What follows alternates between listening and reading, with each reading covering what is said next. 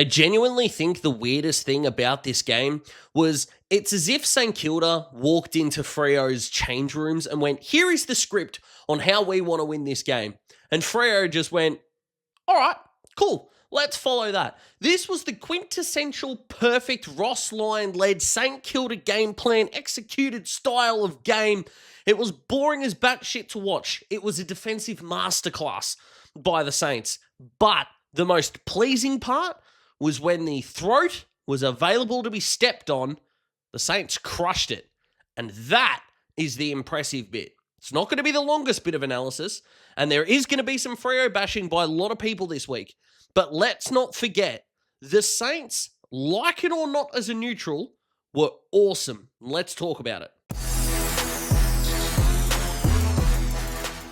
So yes, there is half and half in terms of what we're thinking here. Let's be real. The first half is, of course, Ross just did what Ross does at his best, which is just manipulate and formulate and architect a game plan to outcoach a guy who's out of his depth, and also to bring a group together that may not look sexy on paper, but executed in such a way that they looked unbelievably good. He and Brad Scott, maybe not so much for the Bombers, although I was really impressed with them last night, but if you've ever looked at the 2014 and 2015 North Melbourne sides that got to prelim finals, you'll know exactly what I mean in terms of being able to extract massive results from pretty piss-poor lists. I'm not saying this list from the Saints is piss-poor, absolutely not. Does it right now in 25 stack up against the other best lists in the comp? Not particularly, but they're 4-4 with injuries, which is a great effort so far, and they made a side. Yes, they were 9th, I understand that. This is also a side that I had in my 4, and a lot of people had in their 8, so this is not a case of they came up against a bad opponent. Freo also had a good win on the weekend. Last weekend, I should say, against the Crows. But the other half of that is going to be, everyone's sort of reasoning about this, is that Freo get on a plane and come to Victoria and just forget how to play football. Got smacked by Geelong in round 1. Lost to Melbourne in what was seemingly the unlosable but easily identifiable losing game against the D's. And then they put up that shit, which is remarkable because at three-quarter time at this game, Freo had been outscored by Cooper Sharman, who, if you're thinking that's really disrespectful by me, I can kind of get it, and that's not my intention. But you're playing St. Kilda. You get outscored by Jack Higgins on a nightmare kind of night. All right, that's fair. Jack's a really good player. Probably the most underrated small forward in the competition right now. I did a TikTok and a YouTube short about that he's aging like Jennifer freaking Lopez right now. But no, you got outscored by a fringe third-ish tall forward. How? Well, the answer to that is obvious. You treated ball movement like a joke. You refused to handball coming out of your back half.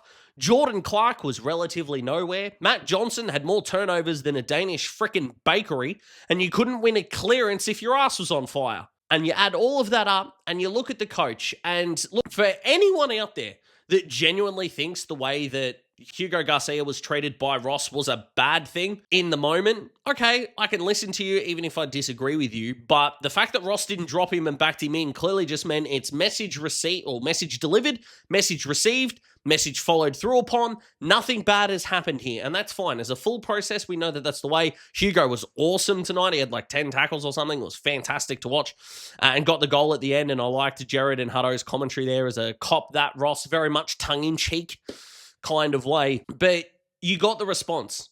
Ross was outwardly emotional, got a positive result, and then when the game was slipping away from Freo and you just saw JL walk to the bench, and body language, okay, maybe watching on the couch obviously is not going to be, I'm not a body language expert. It kind of feels weird to just sit here and go, I know what someone's thinking, because I don't know what the hell JL's thinking. I'm not an AFL coach. But there's nothing coming through the screen that's making you go, oh yeah, there is going to be a demand for better here. Like, Ross delivered that. Some people had a problem with it. That's fine. You're allowed to have a problem with it. I'm not saying you're right or wrong. I didn't have a problem with it personally, but again, that doesn't make you dumb if you disagree. Being dumb for disagreeing with something is a notion I will never get on board with. Unless you're thinking to yourself, I'm not going to subscribe to Daz Talks Footy, because that is dumb. You should be doing it. It's free. It's easy. Click it. Thank you. But the opposite end of that spectrum, if for some reason we think Ross is on the 8, 9, or 10 out of 10 spectrum, which he isn't, but let's just say he is. The other end of that spectrum is a look into the Freo coaching psyche that just seemed okay with this. And again, I genuinely don't believe that JL thinks that was a good performance. What I'm saying is that nothing came through the screen. Nothing gave us any indication for neutrals sitting at home who watched the game in full that went, he really doesn't like this. And I think that's a problem. That's a massive problem. It's a mental bridge problem. It's when you look at it and go, well, if you're deeming this language-wise as not that big a deal, why would they change it? I've said it before, I've said it again. I'll say it again, I should say. This is the best list, top to bottom, Freo have put out in 30 years of being in this competition. There's no Prime Fife, Pavlich, Sandilands, Peter Bell's not on the side. I understand that. I really do, right? No one in this side has got the individual accolades or the AFL ones like Fife, Pavlich, Sandilands. I understand that. But Freo have not had a 12th or 15th best player on their list as good as the one is on their list now, whoever that 12th to 15th player may be. But the depth there in terms of your best 15 is better than anything they've ever had. And they're delivering this shit. And coming out of the first quarter, Brad Hill and Jimmy Webster were the two that I've really wanted to highlight. They started this game so well. Now, I didn't actually go back and check, but halfway through the third quarter of this game, Brad Hill had 19 disposals with 0 marks and 0 tackles and like 5 score involvements, which I don't know why that made me giggle so much, but it just did. But Jimmy Webster, I thought, was fantastic in that first quarter. He really was. Caleb Strong had 2 disposals. He and Brayshaw had an off night, and Hayden Young got injured in the midfield and got smashed. It's not good enough, I understand that. But Freo transition on turnover, and like I said, ball movement was just awful. It was so bad. But quarter by quarter, let's go through the credits for the Saints, shall we? At halftime, it was 28-11 in clearances. So Jack Sinclair, Jack McRae, Marcus Windhager, who didn't have a tag tonight, he went with Brayshaw for like 8 minutes or something in the first quarter, and from there just had no tag, and I think he finished with plus 20 disposals, which is awesome. I'm a Marcus Windhager fan, so more than happy to see that. I would have loved to see my man, the Pooh, out there, Mateus Philippou, but hopefully we'll get to see him next week after the Corky. But plus 17 in clearances and a half is mental. And by the way, if you're talking about a scoreboardless game, the Saints should have kicked 125 to 130 points in this. In fact, offensively was the part of the game they let themselves down in, because down back they were amazing. Midfield, they were fantastic. It was just they couldn't get it on the scoreboard, and that's what made the game so horrifically bad to watch for 2.5 quarters. I know the result was out of the way, but in terms of game plan, execution, and ball movement, the Saints for the last quarter and a half were fantastic. Into the third, of course, and it was the Cooper Sharman show. Like I said, at 3/4 time, he was beating Freo on his own. I like the Akka celebration. I think it's weird that people go that Akka owns that celebration. Like, he doesn't. That's just a stupid thing to say, but this was Cooper time. I did like Hutto calling him Cooper Man after the game.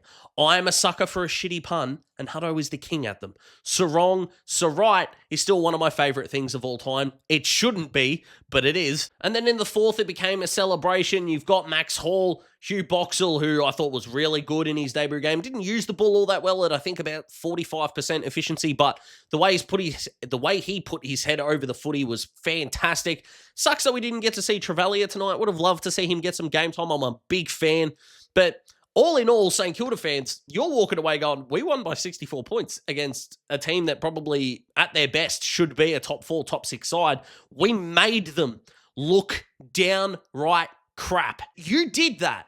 I get that Freo are going to get bashed, but St. Kilda made them do this. Don't forget that. But for the neutrals involved, let's be honest. I know we're about 10 minutes into the video and I'm about to finish it now, but we're never watching this again. It has not been the greatest weekend for the fixture makers. But hey, let's hope it gets better. Saturday, Sunday, let's do this. But if you like the video, subscribe to join the Sox Footy family. Comment below, interact. Helps more people see it. Helps you interact with me. You let me know what I got right, what I got wrong, and everything else in between. I hope you're having a fantastic weekend so far. I hope you're staying warm because it's cold as shit right now. Look after yourselves. Look after each other. See you in the next video. Goodbye.